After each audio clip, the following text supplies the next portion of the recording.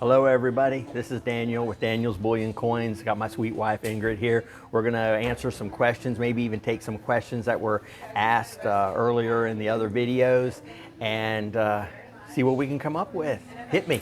Okay, darling, I have a question about the stocks we were talking about yesterday, how you could see silver and gold. Yes. How you could see like at certain times of the day, you could just see it crash almost at little intervals. So we had the jobs report on Friday. This is October the 6th. And we had an intraday of September the 6th. Yesterday, yeah. Friday, September the 6th. We had an intraday high and low that was like 4% of a swing for silver, and it was the jobs numbers that came out and upset the market. And it says, oh, things are cooling down, fewer houses, fewer cars, this type of thing. And so we saw the stocks go down, and we saw the metals go down. And when I say metals, I'm talking about silver and copper primarily. Now gold did go down, but the percentage wasn't nearly as harsh as the silver and the copper and even oil. And the reason is because silver is still viewed as an industrial metal. So it's being used for phones and cars and solar or whatever. And they are thinking that in an economic situation, fewer and fewer people are going to be buying cars, buying phones, buying brand new stereos, and the silver won't be needed as an industrial metal. But what happens is as the collapse progresses, silver and copper switch from being an industrial metal over to being a monetary metal. Right now we see that gold is starting to function as a monetary metal as the banks and things are starting to buy it. Russia announced this month that they're going to buy 1.1 million ounces of gold every day for the next 30 days because they see the monetary value and they're driving the monetary value of it up. We even had some China operatives coming into our country, buying 250,000 swaths of gold and leaving our country with it.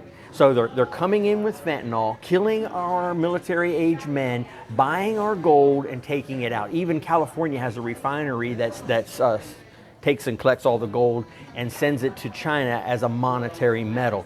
Now let's look at the industrial component of silver and copper. Let's talk about copper first.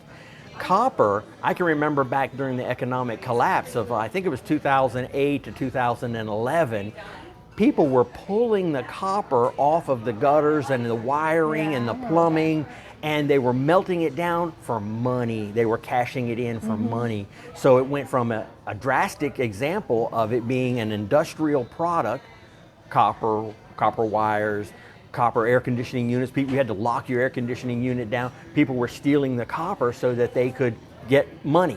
So copper was switching back over as a monetary metal. Same as silver. Once we start to realize that it's not just an industrial metal, it can be used as monetary, it will switch and the value of it will just skyrocket. Yeah.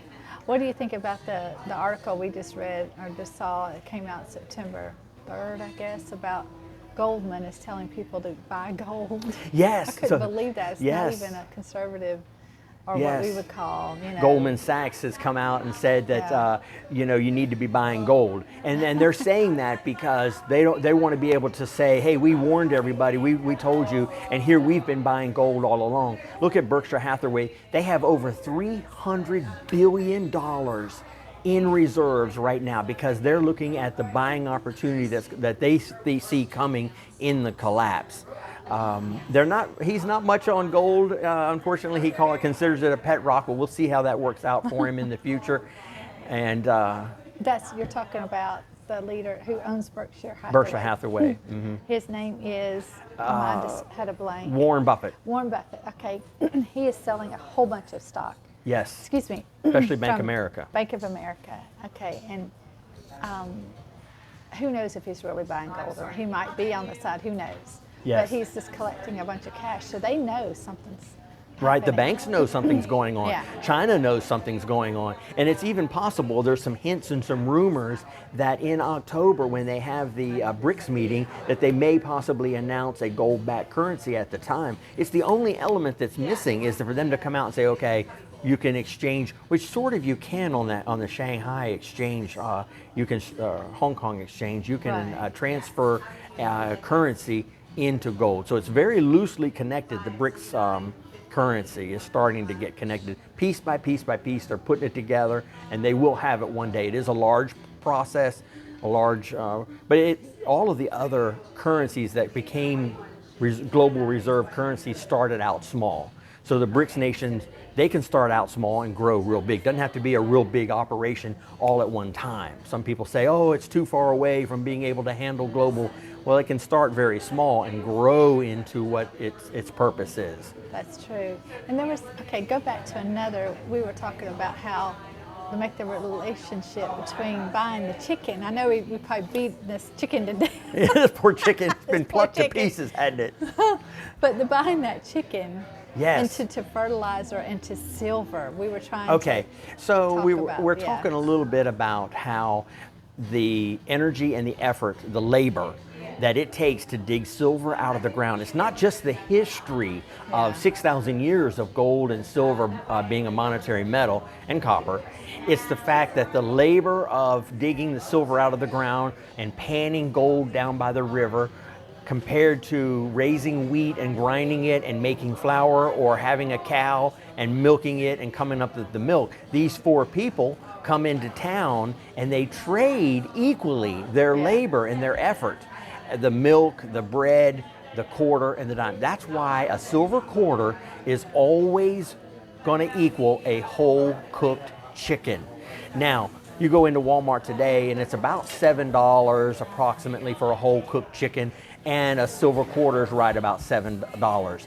Well, if that whole cooked chicken goes to 100, in other words, the value of the dollar goes way down, but numerically it goes up, the chicken will be $100. That silver quarter will be $100 because the labor always trades equal. The buyer, the seller is always going to be equal. Now the variable that I'm adding to this is the fertilizer. If we have to go back to organic chicken, today that organic chicken is $30. You go down to the Whole Food store, I mean a true Whole Food store. I was at today downtown, and it was $29. $29 for a whole cooked chicken. For a locally raised chicken Okay. on the farm, like the ones we have. So let's use for round numbers. Yeah. And we say that 30, the yeah. whole cooked chicken is $30, Yeah. natural, natural grown, not a one that's been fed natural gas. The feed and all that is primarily natural gas. That's in our other video. But it's all grown with manure raised food. It's $30 for round numbers. So if a quarter, I'm sorry, but so we relate it now. So if a quarter is supposed to equal a naturally raised chicken, that means a quarter silver quarter should really be about $30. Exactly. If you're looking, now let's convert that to 1 ounce. Right. Because $1.40 is 1 ounce. Yeah. So if we take the $1.30, if we take the $30 and Yeah. times it, we should come up with say $1.40, that'd be 5 quarters plus a little bit. Yeah. So 5 times We're gonna do 30, $150. There you go. A So quarter. triple digit silver. How about that? Convenient, We keep coming up with this $150, $175 ounce. number Yeah. every time we look at what should silver be. Right. What should the true price of silver be?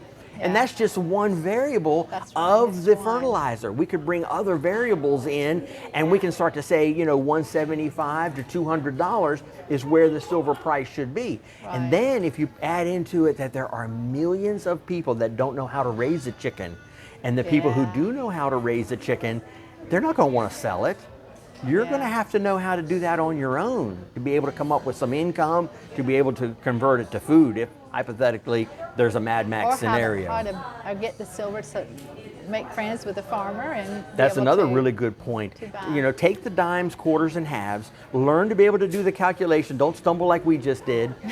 Be able to do it really fast in your head. Yeah. $1.40 is equal to 1 ounce of silver. Go find those farmers. Make that connection now. and have that Rolodex of people that you know on a first name basis, so that you don't have to do labor where you're splitting and stacking firewood. Your labor can be, I know where to go buy and exchange silver, and I can do it in my head. I have that capability, and I have those contacts. Right. Create those contacts now. There was a fellow on YouTube. He made this trip across South America, and he thought he took a bunch of gold and a bunch of silver, and he just went off down the road and said, I'm gonna see how far I get and how this works. Didn't work. Didn't work at all for him. Yeah. I'm trying to think of his name. I can't remember. The YouTube guy. This is spontaneous, y'all. Yeah. So you may know who I'm talking about if you follow YouTube that much. But and they had to abandon the trip and come back because it didn't work.